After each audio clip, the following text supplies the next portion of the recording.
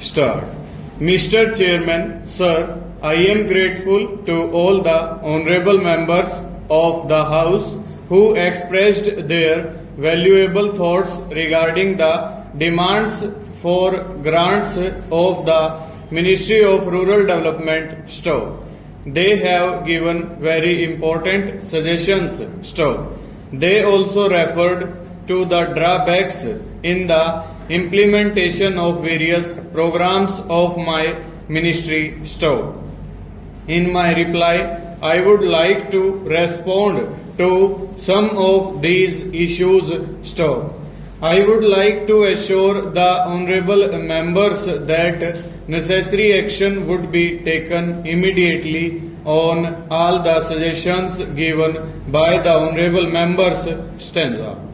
Under the leadership of Shri Narasimha Rao, the government has taken many important steps in the field of rural development in the past 9 months.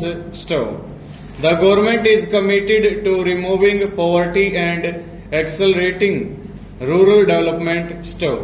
Our policies include the planning and implementation of programs at the local level, the involvement of voluntary agencies in development work, and stress on providing maximum benefits to the poorest of the poor. It is my firm belief that if the state chief minister follow the path shown by the Prime Minister and answer the important task of rural development themselves, then the rural development programs would certainly get a boost.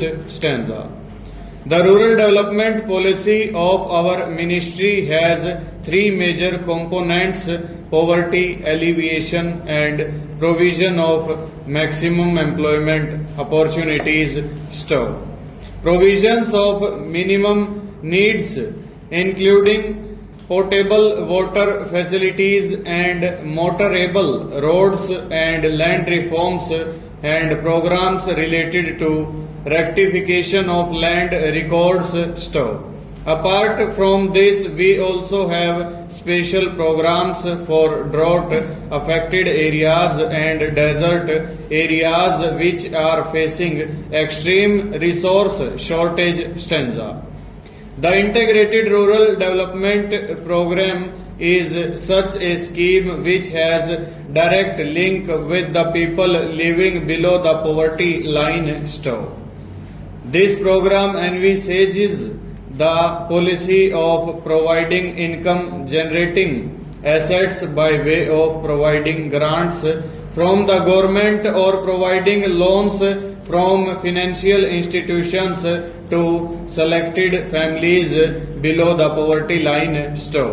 Under this program, the families having an annual income up to rupees 48,000 during the 8th 5-year plan and during 2001 and 2001-2 were considered as the targeted group.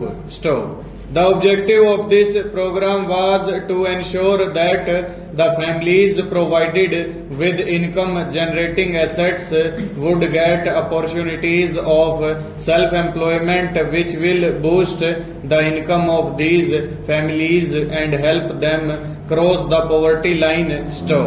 Now a decision has been taken